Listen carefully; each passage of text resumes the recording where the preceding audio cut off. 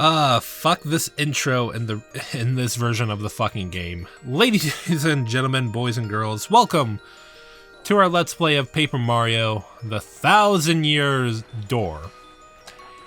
And if you're like me, who grew up with the GameCube original, do not wait for the prologue like I was. Because the prologue, when you initially start up the game, does not play until after you select your file. Which, you know, is nice and all, but it just fucking sucked. Because I wasted 20 minutes waiting for it. But hey, we're forgetting introductions. My name is Bryson, better well known here on the interwebs as Revolver Oshawa 2, joined by... My name is Brady, but you can also call me Solid Snivy. And as already said, at least I think we already said, well, I already said I should say, we are Team 5Gs. And this is one of my favorite games of all time. It's got me into the genre of JRPGs, the one genre that probably ruined my whole entire life and probably will never get me a fucking girlfriend. Unless I'm playing Personas 3, 4, or 5. But, ladies and gentlemen, if you are at all interested in playing JRPGs, then this is a game you want to start with. A game that has an introduction about a whole entire town being practically destroyed thanks to tidal waves and all that. But first cutscene, and we're welcome to Rogueport, where Princess Peach is on a bit of a break. Now, in the original, this cutscene is completely automatic. That star on the text box, that tells you that you can advance the dialogue. Well, I should say that you have to press A to continue.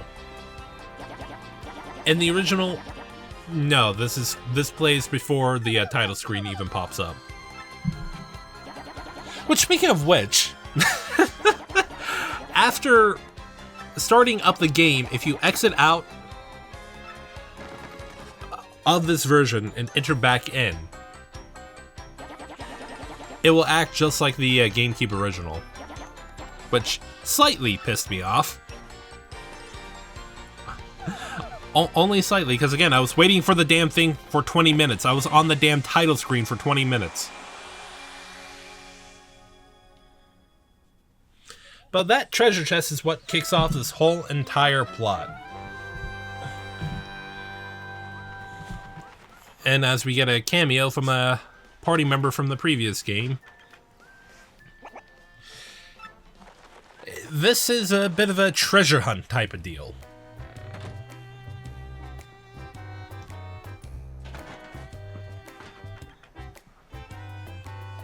Because Princess Peach just sent us the map that was inside that treasure chest, and holy fuck, I never noticed that picture before. I think that may just have been added in this version. I'm just trying to look at some of the differences, at least from the GameCube original, because I'm most familiar with how, like you said, how the one cutscene is in the GameCube version before you boot out and everything. But right now it looks so good. I mean, it's clean as hell for this game, but it looked seeing Mario and Luigi pick up certain objects that are three-dimensional. It looks too much it's incomplete at some points. It's what it feels like. But that's how that's how the game models are supposed to look. But see, you know, compared to a GameCube, you get what I'm saying. Yeah.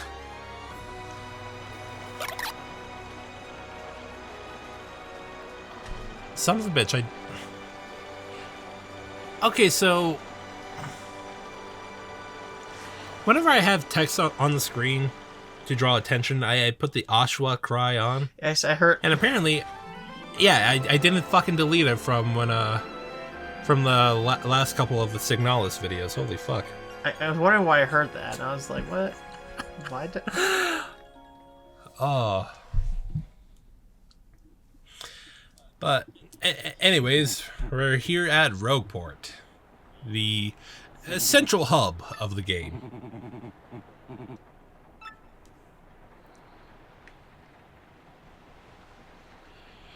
So, I want to say what I'm doing right here and right now. I just got done, like, recording-wise, I just got done with the Emo Town, also known as Twilight Town. No, I did get Twilight Town done, but I got the fucking island done. I forget the name off the top of my head. I almost said Castaway Bay, but no, that's a Mario Party board. But I will be tackling the Pit of 100 Trials. After clearing the island, I have Miss Mouse in my party. And I will be doing every single trouble at the Trouble Center. However, in terms of videos, the Trouble Center will be the second to last, well, not second to last video, as the final dungeon's probably going to take us a tad bit. But that's going to be shown before the final dungeon, and I know what people are going to say. There are troubles after you beat the game. I know. So I'll be getting all those troubles done outside of, like, Miss Mouse. All that will be done beforehand. But for now, we have a tutorial battle. Because now we have to save... Not really a damsel, because she can take care of herself, but, I mean... 3-on-1, that's never a fair fight. Because we're going to be saving a character that's pretty much everyone's fucking waifu. I'm not even fucking joking on that. I know, I know exactly who it is, and I kind of question it. Well, I mean, plenty of people draw her as a human, so... Too much. Way too much. Okay, go fuck yourself. Goombella is a great character.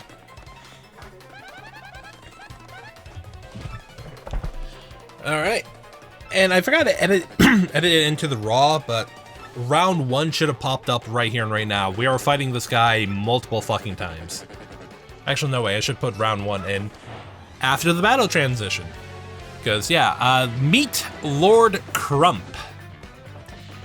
He is our tutorial fight, and he only has like 10 HP. Your typical tutorial, like, mini boss fight. Mini character. Yeah. Round 1. And it's also practically impossible to lose. Now, starting off with attacks, you only have 2 attack options, jumping and hammer. As you can see at the bottom of the screen, if you hit A at the right time with the with jumping, you can get 2 hits in. And I think I'm also, yep, gonna use the hammer. Hold left until the star is lit up. Now, I'm doing stylish commands, but that's not gonna be important until a little later. Not until we get our first star ability. And speaking of stars, you got star points. These are your experience. Unlike other JRPGs, once you hit 100 star points, that's an instant level up. And that is static throughout the whole entire game.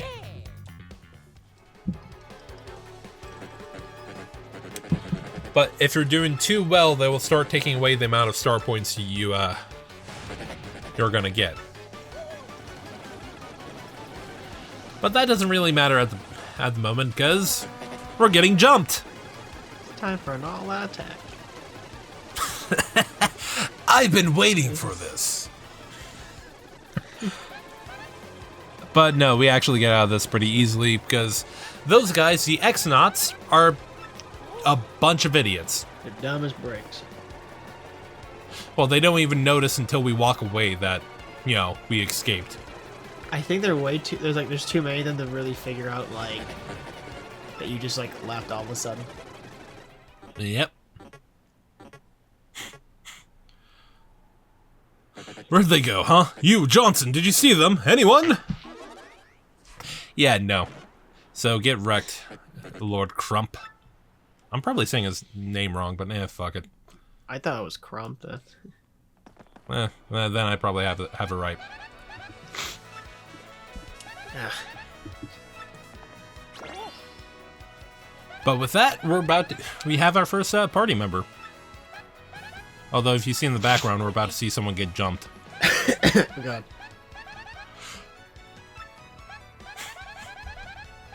Don't you hate when you're trying not to sneeze right now and like in the middle of recording? It just and the sneeze just doesn't come. No, it came. I just don't. I was afraid of being really loud.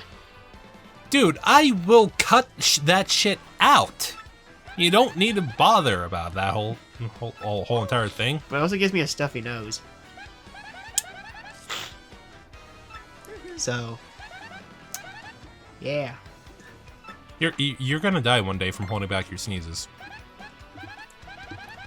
I don't hold them back all the time. I just had. I had to.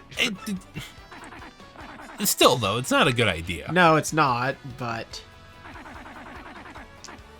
I tend to have loud sneezes. That's kind of the problem. Like. And again, I can cut them out. Oy. But hey, we get to meet Toadsworth. It's probably the first time I was introduced to the character, and his last appearance was in fucking Super Sluggers, of all things. That's a fun game, though. But then again, I never grew up with it, because you're the one who had it. I never grew up with the GameCube version. I know that with the GameCube one. That was a GameCube one? Yeah. Huh. But like I said, I never grew up with it. I grew up with Super Sluggers on the Wii. But at the same time, I don't think they're really considered sequels or anything. I think they're just the same thing. Just added. I think what Superstar Sluggers is, I think it's more like an enhancement, like an improvement over the Wii GameCube copy with more characters. But then again, I haven't played the game in a while. Well, I just keep forgetting about all the fucking sports games. Like, I know there was a basketball one on DS and the golf ones on N64 and GameCube. Not to mention the Strikers series. See, the thing is, I didn't play a lot of Mario games growing up. I played more Sonic than anything. Same, and this was the first Mario game I ever actually owned for myself. But to stay on topic real quick, here's Goombella as our first party member. She's essentially your hint system. In this version, when she's not out on the field, if you hit ZR, I want to say she'll still give you the hint on where to go next. As you can see on here, if you go up to a character, you can hit X and she'll give you a rundown on on that person. In battle, her attacks are essentially just jumping. At the range that she's at right now, she can only do head bonk, which is just like Mario's normal jump, and she has the ability called Tattle. Now, Tattle will give you the HP, attack, and defense of an enemy, and it will give you a bit of a background on said enemy. And you'll also permanently have their HP at the bottom of the screen. Now, I'm going to try to fill out the whole entire catalog. I'm probably going to miss some people. But I surprisingly got Bowser, so... Because, yes, you do fight Bowser a couple of times.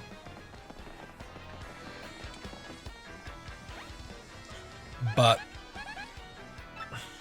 that's how you save. You just run up and hit the save block.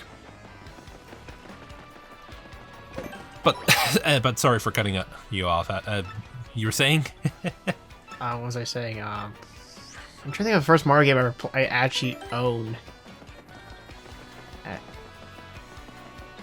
don't know, really. I really didn't buy a lot of Mario games. Like I said, Sonic was more my go-to game franchise every time a game came out. I mean, the same, but I mean, there's plenty of good Mario games out there. Well, at the same time, you're either allowed to get this game or that game or wait till Christmas. Yeah. So, especially, as kids. Yes. And we don't have a source of income until later on. Yeah, and speaking of sources of income, we just got robbed, and now this is where you go to get your money back. This fucker will always steal half of your coins. Well, whatever you have left. Because you can very easily buy some coins. Buy some items before this, and he'll steal half of whatever you have left. And speaking of, I'm going to be buying some fire flowers to get a optional mini-boss that you really should get done. Well, I hesitate to even call him a mini-boss. But first things first, you want to get this done and over with. This lady has lost her contacts. And even if you try to leave this area, no matter what, you will step on the contacts. And due to that, she'll have you order a new set. So she's not going to let you go to the other side of town.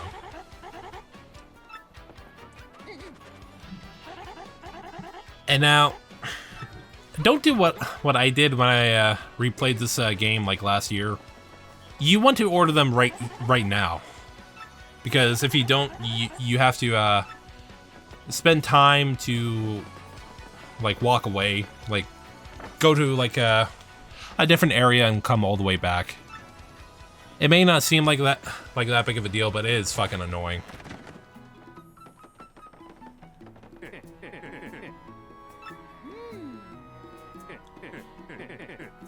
Ugh.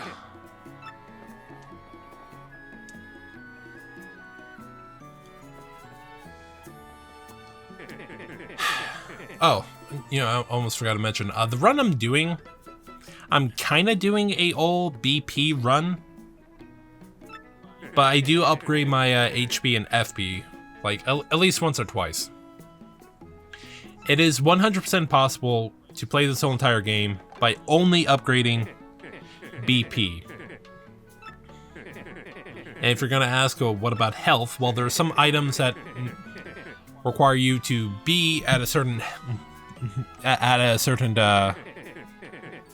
like have lower health, I should say, because it will either boost up your attack or have a better chance of enemies missing. But there are also badges that will give you more HP and what's essentially, if you play Persona, SP, which is what FP is. So I bought 3 fire flowers. In hindsight, I should have bought 4. What I just showed you is all the rewards you get for buying stuff. And the gold bars at the end, that's literally just for selling.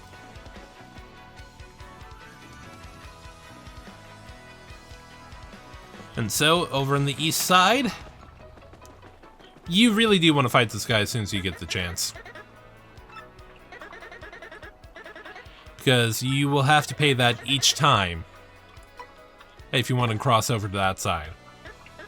Which feasibly you can do, but he's pretty easy, especially if you have good dodging.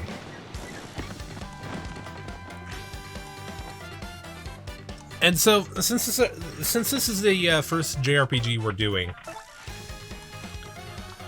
when I edit the RAWs for all this, any new enemy and an encounter will see the first attack, but unless something special happens, like leveling up or something one of us wants to like really show you guys, any new encounter of the same exact enemy will not be shown.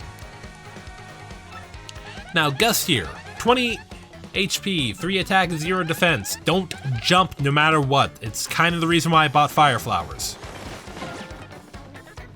Because if you try jumping on him, his little spear is gonna hurt you. Now, feasibly, it's a little better to fight him after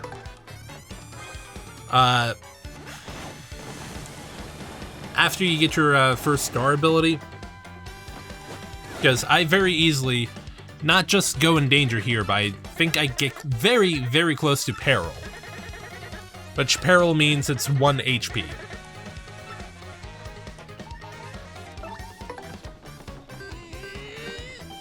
But he has a charge attack where he just takes a spear and rams it into you. And he can also throw the spear.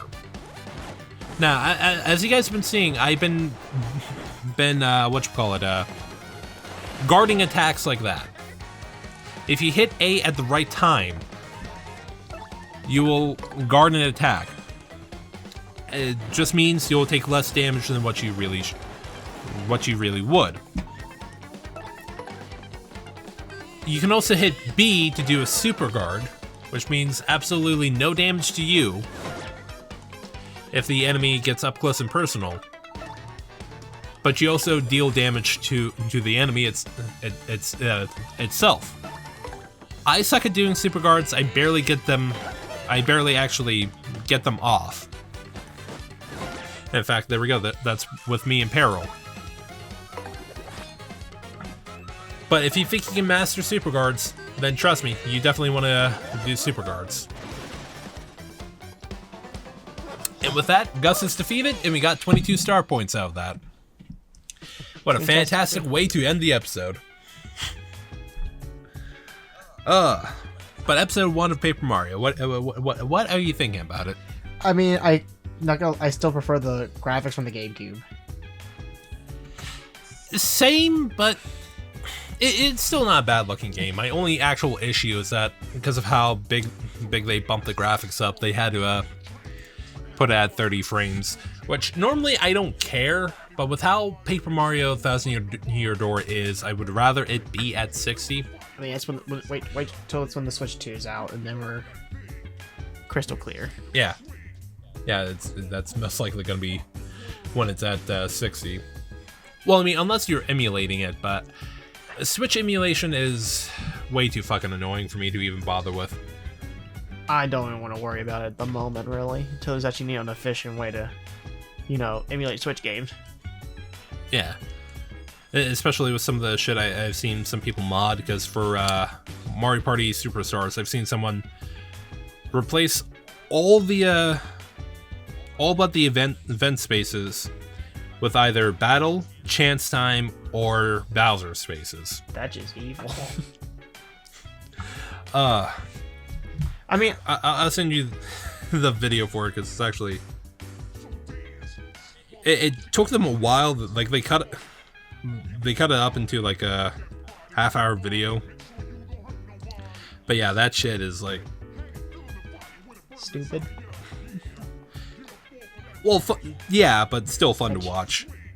I mean, I've seen people... I've seen people mod, like, Scarlet and Violet and, Sword and Shield. Probably the only time that the Pokemon in Scarlet Violet looks good. Yeah, and also the fact that we have people like modding like all the legendaries and everything. Every Pokemon can randomly be shiny at some point. But hey, all that aside, we'll see you guys in episode 2, where we actually track down Professor Goomfree. I played this game so many times I should know his actual fucking name, but you know what? Fuck it, doesn't matter. We'll see you guys later.